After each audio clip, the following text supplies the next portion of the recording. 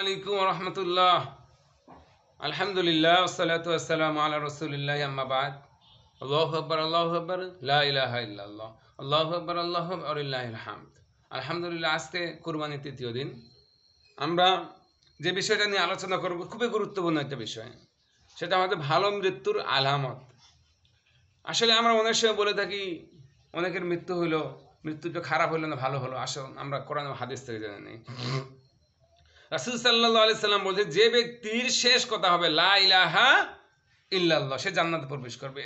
এটা হচ্ছে ভালো মৃত্যুর একটা আলামত, যে মুখে উচ্চারণ করে লা ইলাহা ইল্লাল্লাহ। হাদিসটা আছে তিরমিজির ৬৪৪৬ নম্বর হাদিস। মৃত্যুর সময় কপাল ঘেমে মৃত্যুবরণ করলে তা মুমিন অবস্থায় মৃত্যুবরণ করার আলামত। কোনো ব্যক্তি যদি মৃত্যুর সময় তার কপাল ঘেমে যায়, এটা হচ্ছে ভালো মৃত্যুর একটা আলামত। ৩, জুমার রাতে বা দিনে মৃত্যু হলে তা হচ্ছে ভালো মৃত্যুর একটা আলামত। কারণ রাসূল সাল্লাল্লাহু আলাইহি সাল্লাম বলছে, কোনো মুসলিম ব্যক্তি জুমার দিনে বা রাতে মারা গেলে আল্লাহ তাকে কবরে ফিতনা থেকে রক্ষা করবেন। সুবহানাল্লাহ। হাদিসে তিরমিজির ৬৪৬৪ নম্বর হাদিস।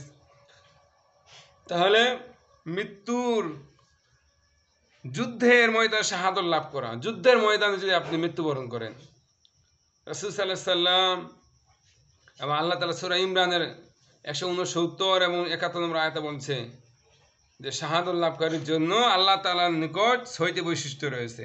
যারা শাহাদাত লাভ করে এদের বৈশিষ্ট্য হচ্ছে ৪টা। এদের গুণ: ১, তার প্রবাহিত রক্তের প্রথমেই তাকে ক্ষমা করে দেওয়া হয়। সুবহানাল্লাহ। সে তার জান্নাতে তার বাসস্থান দেখতে পায়। তাকে কবরে আযাব থেকে রক্ষা করা হয়। তার আত্মীয়দের মধ্য থেকে ৭০ জন ব্যক্তির জন্য সুপারিশ কবুল করা হয়। সুবহানাল্লাহ। এছাড়া শহীদদের ফজিলতে আরও হাদিস মুসলিম, নাসাই, তিরমিজি, ইবনে মাজাহ, সহিহ খুজাইমা বহু হাদিসে আসছে। আসুন না আমরা আল্লাহর পথে শহীদ হওয়ার চেষ্টা করি। আল্লাহ তৌফিক দান করুন। শহীদ মানে যেটা আল্লাহর দিনকে প্রতিষ্ঠা করার জন্য, আল্লাহ তাওহীদকে প্রতিষ্ঠা করার জন্য, শিরক বিদআতের বিরুদ্ধে যারা যুদ্ধ করে সংগ্রাম করে। ৫, আল্লাহর পথে গাজী হিসেবে মৃত্যুবরণ করে। গাজী যারা আল্লাহর রাস্তায় জিহাদ করে কিন্তু মৃত্যুবরণ করে, পরে বাসায় এসে মৃত্যুবরণ করে, এরাও হচ্ছে ভালো মৃত্যু।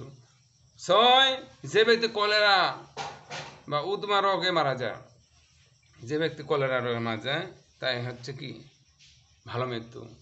তার পেটের রোগে মৃত্যুবরণ করে, পেটের যে কোনো রোগে মারা গেলে, অথবা ক্যান্সার, আলসার, যে কোনো রোগে মারা গেলে তার মৃত্যুটা হচ্ছে ভালো মৃত্যু। সুবহানাল্লাহ। পানিতে ডুবে এবং চাপা পড়ে মৃত্যুবরণ করলে, পানিতে ডুবে যদি মারা যায় এবং দোয়াল পড়ে বা গাছ পড়ে যদি মারা যায়, এই মৃত্যুটা হচ্ছে ভালো মৃত্যু। ১০, কোনো মুসলিম মহিলার তার সন্তান প্রসবের সময় মৃত্যুবরণ করা।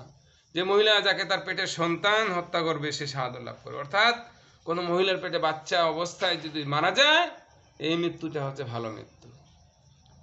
১১ নম্বর হচ্ছে প্যারালাইসিস রোগে মৃত্যুবরণ করা, ফুসফুস রোগে মৃত্যুবরণ করা।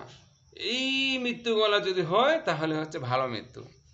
১৪ নম্বর হচ্ছে অন্যের হাত থেকে নিজ সম্পদ রক্ষা মৃত্যুবরণ করা। রাসূলুল্লাহ সাল্লাল্লাহু আলাইহি সাল্লাম, যে ব্যক্তি তার সম্পদ রক্ষা সে মৃত্যুবরণ করবে, অন্য কেউ না হোক পন্থা তার সম্পদ ছিনিয়ে নিতে চাইলে, এ সময় সে তার সাথে লড়াইয়ে লিপ্ত হলে অথবা তাকে হত্যা করলে সে হবে শহীদ। সেই মৃত্যুটা হচ্ছে ভালো মৃত্যু। সুবহানাল্লাহ। এই হাদিসটা আছে সহিহ বুখারী ২৪৮০ নম্বর হাদিস। শুধু তাই না, যে ব্যক্তি দিন ও নিজেকে রক্ষা করতে গিয়ে মৃত্যুবরণ করবে, রাসূল সাল্লাল্লাহু আলাইহি সাল্লাম বলছে সে হচ্ছে শহীদ। সুবহানাল্লাহ। আল্লাহর পথে নিজেকে জড়িত রাখা অবস্থায় মৃত্যুবরণ করা ১৭ নম্বর, যে আল্লাহর পথে মারা যায় সেও হচ্ছে ভালো মৃত্যু। সৎ আমল করা অবস্থায় মৃত্যুবরণ করা, সৎ আমল, ভালো আমল করতে করতে যে মৃত্যু, মনে করো সালাত আদায় করতে, সিয়াম আদায় করতে, হজ আদায় করতে মারা গেল, সে হচ্ছে ভালো মৃত্যু। এই যে মৃত্যুগুলো আছে না, আমরা আল্লাহর কাছে দোয়া করি আল্লাহ তাআলার জন্য আমাদের এই ভালো মৃত্যু দান করে। আল্লাহুম্মা আমিন। সুবহানাল্লাহ।